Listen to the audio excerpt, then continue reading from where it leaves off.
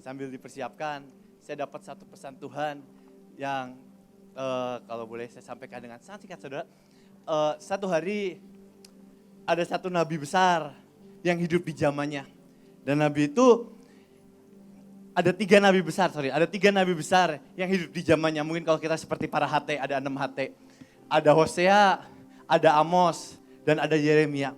Dan saudara, hari itu di tengah sangat dahsyatnya, di tengah sangat dahsyat mereka dipakai Tuhan, Yesaya dipakai Tuhan, Amos dipakai Tuhan dengan dahsyat, nabi-nabi dipakai Tuhan dengan dahsyat. Tapi tiba-tiba Hosea berkata, Tuhan berkata sama Hosea, Hosea nikahi pelacur. Dan hari itu Hosea mengambil langkah dan Hosea mulai menikahi pelacur. Dan saat Hosea menikahi pelacur, Tuhan berkata seperti kita. Dan konyolnya hari itu Hosea mengambil satu pelacur bernama Gomer. Dan dia punya anak. Dan bukan punya satu anak. Tapi Hosea dengan Gomer punya 3 anak. Tapi yang lebih kacaunya lagi saudara, yang lebih bodohnya lagi. Hari itu tiba-tiba Gomer berkata, aku lebih memilih untuk melacur lagi. Saudara, tanpa sadar, bukankah itu hidup kita? Bukankah itu hidup saya? Tanpa sadar Tuhan mengambil saya, Tuhan mengambil kita, Tuhan bilang, Bev, bangkit. Jadi pembawa lawatan, pimpin pasukan. Dan kita sudah punya anak-anak rohani, kita sudah punya pelayanan-pelayanan yang sangat dahsyat. Tapi di tengah pelayanan-pelayanan yang sangat dahsyat, di tengah anak-anak rohani yang Tuhan kasih, di tengah hal-hal ilahi, tiba-tiba kita mulai bosan. Dan kita berkata dengan sangat bodohnya, aduh enak ya melacur lagi. Dan hari itu, itulah pilihan Gomer. Saudara kalau boleh kita buka di Hosea 3 ayat 1. Dan itu pilihan Gomer. Hosea 3 ayat 1. Saudara, Hosea 3 ayat 1, satu judul yang sangat mengerikan. Diterima kembali, tetapi dianggap sepi. Diterima kembali, tapi dianggap sepi. Berfirmanlah Tuhan kepadaku, pergilah lagi, cintailah perempuan yang suka bersundal dan berzinah. Cintai lagi Bevis, cintai lagi Batra yang suka bersundal dan berzinah. Seperti Tuhan juga mencintai orang Israel, sekalipun mereka berpaling kepada Allah lain dan menyukai kue kismis. Selanjutnya, ayat 2.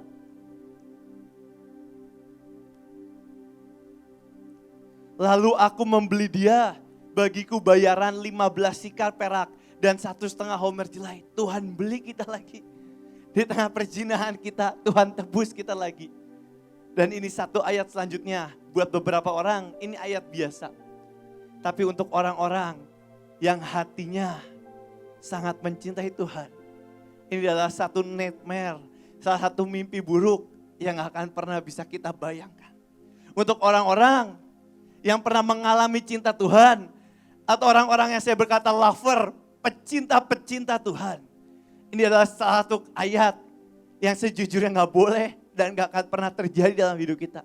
Aku berkata kepadanya, lama engkau harus diam padaku dengan tidak bersundal, dengan tidak menjadi kepunyaan seorang laki-laki. Tuhan berkata, kamu gak boleh jatuh dalam dosa lagi, kamu gak boleh bersundal lagi, kamu gak boleh berzina lagi. Tapi sini satu ayat yang sangat mengerikan. Tapi Tuhan berkata, juga aku ini tidak akan bersetubuh dengan engkau. Itu makanya judulnya berkata diterima kembali, tetapi dianggap sepi. Kalau boleh buka di Mazmur 28, The Message-nya ayat 1. Saudara, ini salah satu kata-kata yang sangat mengerikan. Ketika seseorang diterima kembali, Tuhan berkata, nah aku akan urapi kita lagi.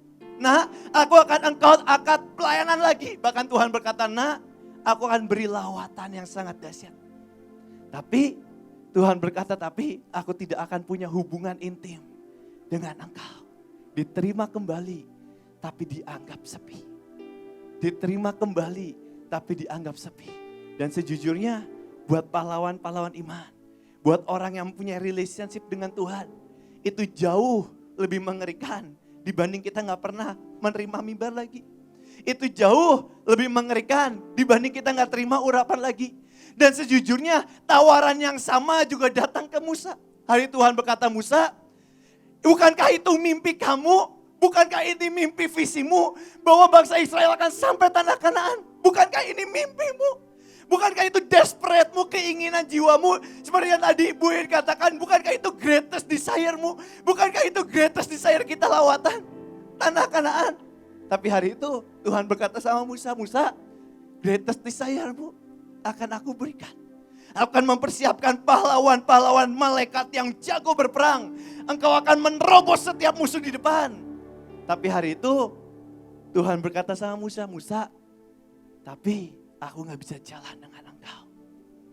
Aku akan kasih malaikat, tapi aku gak bisa jalan. Karena Tuhan berkata, karena kalau aku jalan dan aku kesal, satu titik pasti bangsa Israel gak akan sampai tanah Kanaan. Dan bukankah itu yang terjadi? Dan hari itu Musa berkata dengan kegentaran, Tuhan, aku tahu mimpi kita. Aku tahu lawatan, aku tahu tanah Kanaan. Tapi hari itu Musa berkata di atas lawatan, di atas tanah Kanaan, di atas masa keilahian. Musa berkata, jangan biarkan aku ambil satu langkah kalau engkau tidak bersertaku.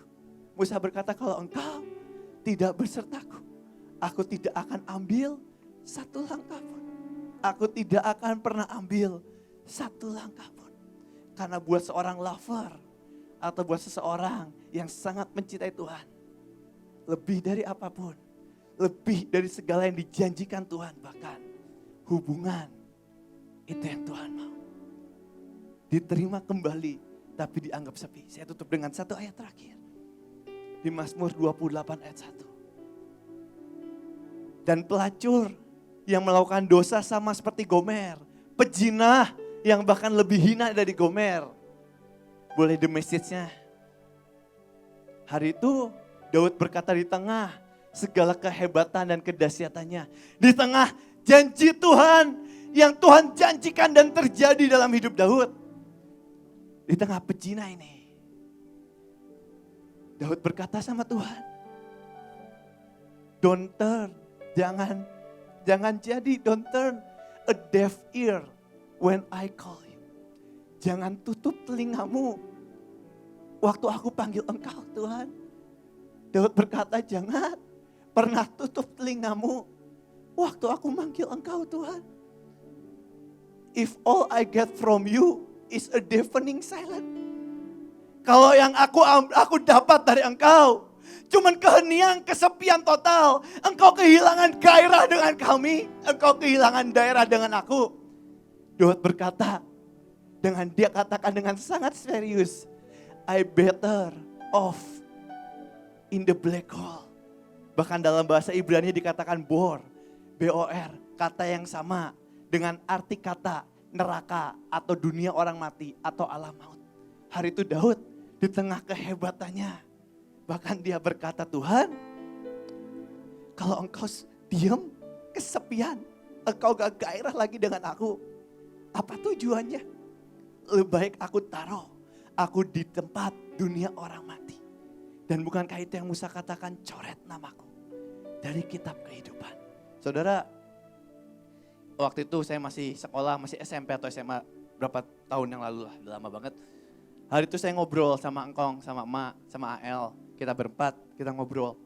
Dan tiba-tiba Engkong ngomong gini, Nang, Engkong kalau manggil saya, Nang, Engkong itu dan Emak, dia bilang, Nang, Engkong sama Emak gak akan selamanya bersama kamu. Terus Engkong bilang, Engkong dan Emak gak akan selamanya bisa jagain Bevis dan AL. Satu titik, Engkong dan Ma pasti mati dan pulang ke surga. Dan waktu itu Engkong juga bilang, Nang, Papa, kamu gak bisa, Papa juga satu titik pas bebas, Papa juga pasti nikah lagi. Itu makanya waktu itu tahun lalu Papa datang ke saya, terus Papa bilang, Bev, Papa abis nikah lagi. Saya bilang, mantap Pak, lanjutkan. Saya udah pernah dengar itu tahu berapa tahun yang lalu dari Engkong. Engkong pernah bernubuat itu dan saya gak kaget kok. Saya nggak tahu antara engkau bernubuat atau engkau menyadari kelemahan keluarga kita. Tapi intinya itu, dan saya nggak kaget, saya bilang nggak apa-apa. Tahu engkau udah ngomong itu. Tapi tiba-tiba engkau ngomong, tapi Nang, engkau bakal mohon ke Tuhan. Engkau bakal mohon ke Tuhan. Biar Tuhan gak pernah ninggalin kamu. Dan hari itu engkau bilang, Nang, setiap kali engkau, dan mulai detik itu setiap hari, saya pasti sebelum ke sekolah, saya sujud. Dan engkau akan tumpangin tangan saya. Kalau hari itu lagi doa paginya lagi kusyuk, engkau lagi baca kitab, engkau akan doa serius. Dan engkau akan bilang, Tuhan, kasihani anak ini, tobat Tuhan. Tapi jangan pernah tinggalkan anak ini. Paksakan rencanamu. Oh, doanya dahsyat banget. Tapi kalau engkau lagi nonton film silat, lagi nonton film asik, saya lagi cepet-cepet, kau gak mau ke sekolah kong. Kau bakal doain Tuhan jangan tinggalin anak ini, paksakan, amin. Tapi saudara, setiap hari, kecuali engkau lagi pergi keluar kota, saya gak pernah bolong. Tangan engkau pasti tumpangin tangan saya. Dan satu doa yang telinga saya selalu dengar. Engkau selalu bilang ke Tuhan, engkau mohon bahkan ke Tuhan. Tuhan, jangan tinggalin anak ini. Dan tadi malam, waktu saya doa Tuhan, aku harus sampaikan apa? Perjanjian apa yang bisa aku bawa? Bahkan di tengah sidang ilahi, kata-kata apa yang bisa, permintaan apa yang bisa aku hadapkan ke engkau? Dan tiba-tiba Tuhan ingatkan itu. Dan hari ini sejujurnya di hadapan Tuhan dan di hadapan manusia, gak ada satu hal pun yang saya layak hadapkan ke Tuhan. Tapi saya berkata, Tuhan, bukan karena doa saya, tapi doa pendahulu saya, sahabatmu, hambamu, Pak Yusak Cipto yang berkata, jangan pernah tinggalkan kami. Dan hari ini saya berkata, saudara, ini yang saya dapat. Bolehkah sebentar waktu kita angkat minyak ini dan kita angkat anggur ini, kita ikat perjanjian dengan Tuhan. Saya nggak tahu perjanjian apa di depan yang akan Tuhan sodorkan. Tapi bolehkah di awal, mungkin ini bukan perjanjian yang wow. Mungkin bukan perjanjian supranatural, bukan perjanjian mujizat, bukan perjanjian bangkitin orang mati. Ini mungkin bukan perjanjian yang banyak orang mau. Tapi bolehkah sebentar kita angkat satu perjanjian. Dan kita berkata, Tuhan, jangan pernah tinggalkan kami. Jangan pernah tinggalkan kami. Tuhan, Engkau tahu seberapa liar kami. Engkau tahu seberapa kacau kami. Engkau tahu seberapa hina kami. Kalau boleh kita angkat minyak.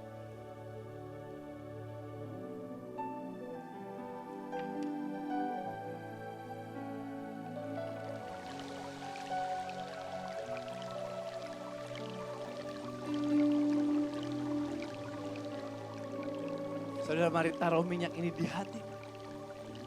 Tuhan, Engkau yang berjanji, Engkau juga yang menepati. Hari ini hamba gak tahu, tapi di depan hamba tahu akan banyak rintangan di depan kami. Akan banyak peperangan dan Engkau tahu seberapa lemah hati kami. Tapi apapun yang terjadi, jangan pernah deafening silence. Jangan pernah tidak bergairah. Dan jangan pernah bosan dengan kami. Pegang kami, jadikan kami tawanan Roh-Mu. Jadikan kami tawanan Roh-Mu. Karena sejujurnya di atas segalanya, relationship itu, hubungan itu yang kami mau. Hubungan itu yang kami mau. Saudara, mari angkat anggur dan roti.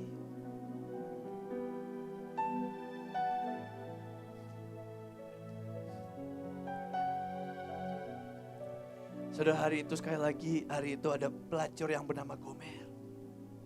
Dan Tuhan berkata, aku terima dia, tapi aku akan sepi.